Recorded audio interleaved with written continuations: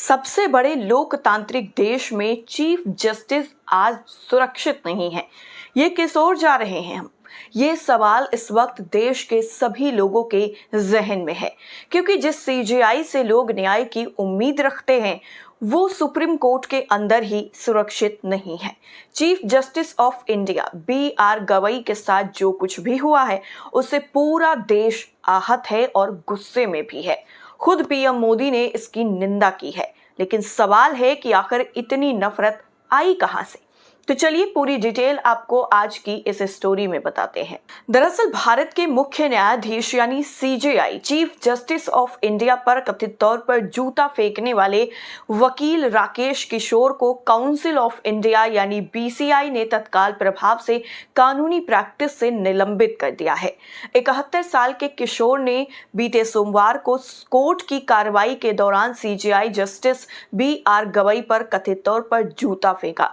इसे बीसीआई ने कोर्ट की गरिमा के अनुरूप नहीं करार दिया।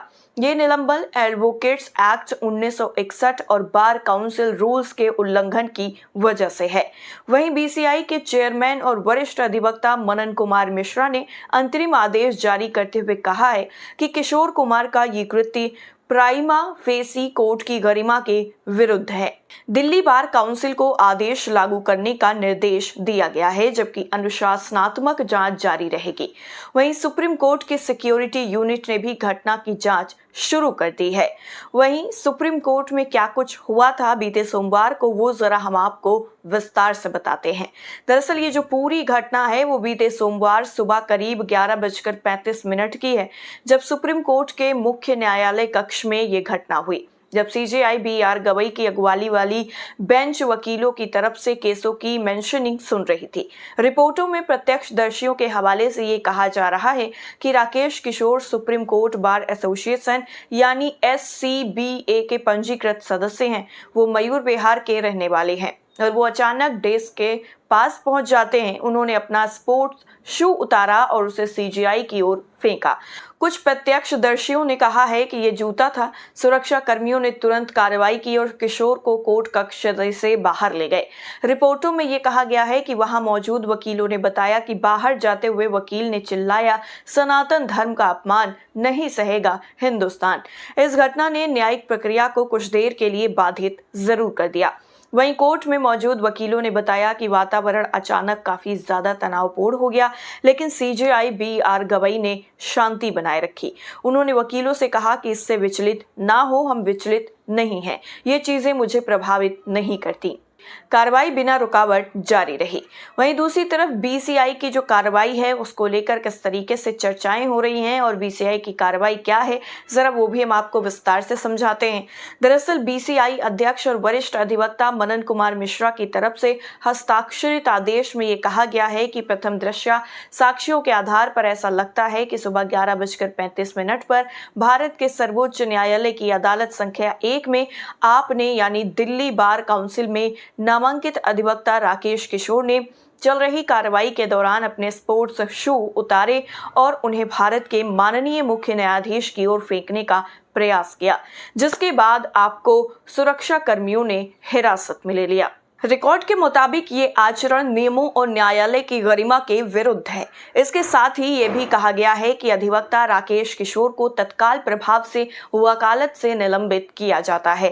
3 घंटे की लंबी पूछताछ के बाद दिल्ली पुलिस ने किशोर को जाने दिया, क्योंकि सर्वोच्च न्यायालय के रजिस्ट्रार जनरल ने उनके खिलाफ आरोप लगाने से इनकार कर दिया। निलंबन आदेश में आगे कहा गया है कि यह आदेश दिल्ली बार काउंसिल के माध्यम से भी भेजा जाएगा, जो अधिवक्ता को उनके पंजीकृत पते और पंजीकृत ईमेल पर भेजेगा और इस आदेश की प्राप्ति के 2 दिनों के भीतर बार काउंसिल ऑफ इंडिया के सामने अनुपालन रिपोर्ट दाखिल करेगा।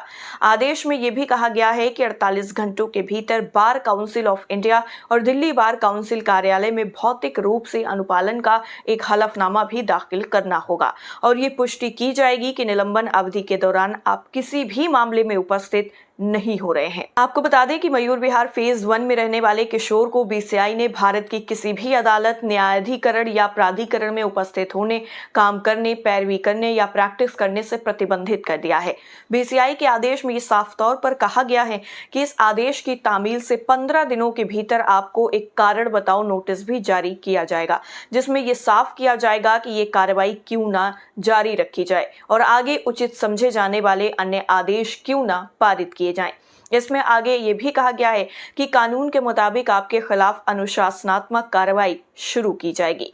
इस पूरे मामले को लेकर सीजेआई बी.आर. गवई पर इस तरीके से जूता फेंकने की घटना को लेकर खुद प्रधानमंत्री नरेंद्र मोदी ने इस घटना की निंदा की है। दरअसल जिस तरीके से भारत के सर्वोच्च न्यायालय में सीजेआई जस्टिस बी.आर. गवई पर वकील के हमले की चीजें सामने आई, उसके बाद प्रधानमंत्री नरेंद्र मोदी ने इसकी निंदा की। पीएम ने कहा कि आज सुबह सुप्रीम कोर्ट परिसर में उन पर हुए हमले से हर भारतीय क्षुब्ध है। पीएम ने कहा कि घटना के बाद व्यक्तिगत रूप से सीजेआई गवई से फोन पर बात की और उनके शांत और संयमित रवैये की सराहना की। प्रधानमंत्री का ये बयान तब सामने आया जब सोशल मीडिया पर दक्षिणपंथियों ने इस हमले को सही ठहराने की कोशिश की और सरकार और प्रधानमंत्री की ओर से प्रतिक्रिया नहीं आने को लेकर सवाल भी उठ रहे थे। हालांकि पीएम मोदी ने सोशल मीडिया पर सीजेआई पर किए जा रहे अनग्न हमलों को लेकर ना तो कुछ लिखा है और ना ही ऐसे लोगों को चेतावनी दी है।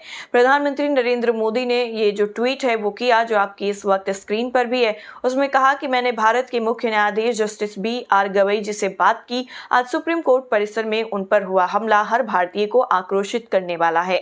हमारे समाज में ऐसे निंदनीय कृत्यों का कोई स्थान नहीं है।